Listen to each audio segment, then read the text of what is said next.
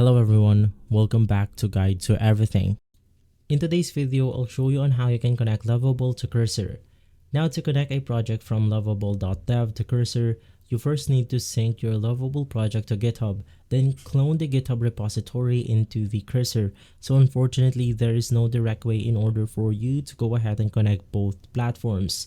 But with this method, this allows you to leverage Cursor's AI feature for development and debugging, and then sync changes back to Lovable via GitHub. So to go ahead and make it simple, you have to go ahead and upload your file into GitHub and then integrate it with Lovable.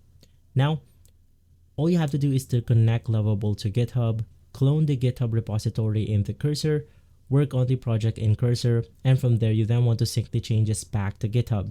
And from there, everything is to work around GitHub, where this becomes the middleman between both platforms because they both integrate with GitHub seamlessly.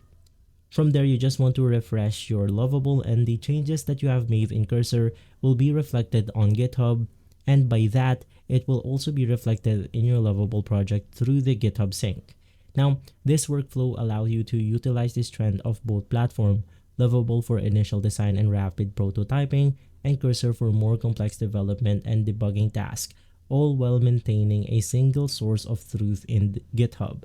If this video has been helpful, leave a like, subscribe, and follow Guide to Everything for more videos like this. Thanks for watching.